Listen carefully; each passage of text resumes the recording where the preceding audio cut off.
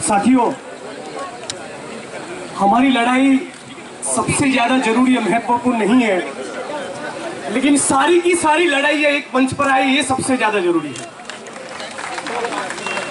किसी साथी ने अभी फरवरी का जिक्र किया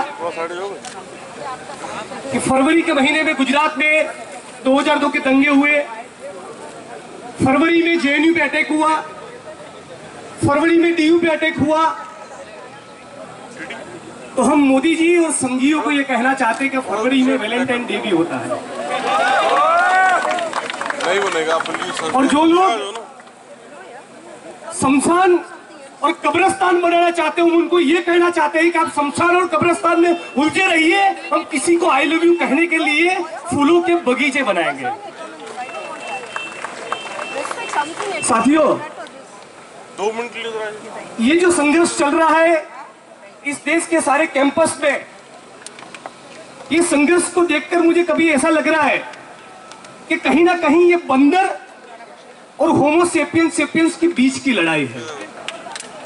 एक तरफ वो लोग हैं जो तर्क शक्ति को काम पर लगाकर वैज्ञानिक दृष्टिकोण से साथ इस समाज के सामाजिक, राजनीतिक, सांस्कृतिक, आर्थिक सवालों को उठाकर इस देश की जनता के सवालों को शोषण हर स्वरूप और हर प्रकार के हर तरीके से शोषण से मुक्ति दिलाने की दिशा में एक संघर्ष करने के लिए एक प्रगतिशील साइंटिफिक अप्रोच के साथ जो सवाल खड़ा करते हैं, ये वो लोग हैं जिनका संघर्ष कहीं ना कहीं संवैधानिक मूल्यों में मानता है।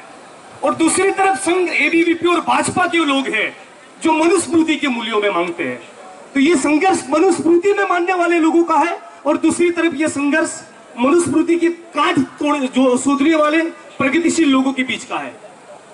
आज मैं यहां इसलिए हूं कि मैं मानता हूं कि शहला रशीद, साथी कन्हैया कुमार और उमर खालिद मेरे हीरो हैं। आज मैं यहां इसलिए हूं कि मैं मानता हूं कि यदि नजीब गायब नहीं होता तो मेरे साथ इस मंच पर खड़ा होता, और यदि नागपुर में बैठे द्रोणाचार्य के इशारों पर दिल्ली में बैठे दुर्योधन और दुशासन ने रोहित वेमुला का अंगूठा नहीं काटा होता तो वो भी यहां होता। इसलिए मैं आज यहां हूं। डेफिनेटली इस इश्यू में फ्रीडम ऑफ स्पीच और एक्सप्रेशन की बात तो होगी। न्यूज चैनल्स में संघी लोग उसका बहुत कन्वीनियंट इंटरप्रिटेशन कर रहे हैं। मैं उनको पूछना चाहूंगा, ये किस तरह का freedom of speech and expression था जब 2002 के दंगों में 2500 मुसलमानों की कत्लेआम करने के बाद नरेंद्र दामोदर दास मोदी गौरव यात्रा लेकर निकले थे और जो लोग रिलीफ कैंप्स में थे उनके लिए ऐसे कमेंट की थी, ये तो बच्चे पैदा करने की फैक्ट्री है। दिल्ली की पुलिस जो गुनाह दर्ज करना है कर सकती है। इस मंच पर से मैं कहूंगा कि नरेंद्र दामोदर दास मोदी के एग्जिस्टेंस के एवरी पार्टिकल और एटम से हम वाकिफ है, क्योंकि मैं गुजरात से आता हूं और इसीलिए कहता हूं कि इस देश के ललाट के ऊपर लगी कलम की काली टीली है।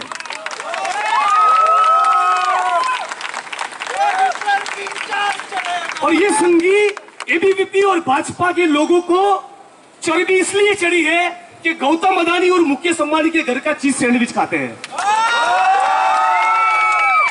तो ये ब्राह्मणवाद और पूंजीवाद की जो लिंक है, इस लिंक को समझकर दलित, आदिवासी, मुस्लिम, किसान, मजदूर और सारे स्टूडेंट्स एक मंच पर आएंगे और 2017 में गुजरात में भी उनको मजा चखाएंगे और 2019 में भी मजा चखाएंगे।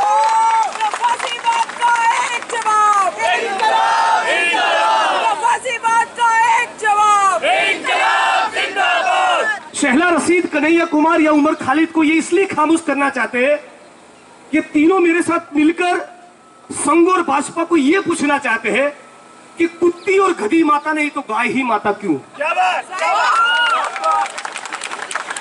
तो ये सवाल खड़े ना हो और उनका मनुस्मृति वाला सनातन धर्म वाला एजेंडा लागू हो और मोहन भागवत के पेट के ऊपर चर्बी चढ़ती रहे, गौतम अदानी गौ माता का नाम लेकर गौचर लूटता है। इस देश में गुजरात से लेकर वेस्ट बंगाल तक और हिमाचल से लेकर कन्याकुमारी तक कॉर्पोरेट लूट चलती रहे, किसानों की आत्महत्या होती रहे, वर्किंग क्लास का एक्सप्लॉइटेशन होता रहे, दादरी और खूनार होती रहे। यही वो चाहते, इसलिए वो नहीं चाहते कि उमर खालिद कोई सवाल करे, लेकिन उमर खालिद सवाल करेगा और वो मेरा हीरो, उसको लाल सलाम।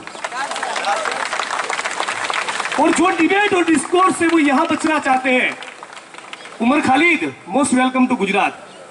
गाय की पूंछ उल्टी घुमाकर संघियों के गले में लटका देंगे। डिबेट तो क्या करेंगे, उनको तोड़ देंगे। तो साथियों, इसी बात के साथ मेरी बात खत्म करता हूं। आने वाले दिनों में हम सभी भाई बहन, सभी स्टूडेंट, सभी यूथ हमारे कॉलेज के कैंपस में जो दमन हो रहा है उसके सामने तो आज लड़ेंगे, लेकिन कल को कॉलेज के कैंपस से बाहर निकलकर हम लोगों को रोहित वेमुला के साथ भी खड़ा रहना है, नजीब के साथ भी खड़ा रहना है। और जिन जनता के खून पसीने से ये इमारतें खड़ी होती है, अनाज पैदा होता है, उन किसानों और मजदूरों की लड़ाई भी लड़नी है, क्योंकि शहीद आजम भगत सिंह ने कहा था कि क्रांति से हमारा मतलब है किसान और मजदूरों के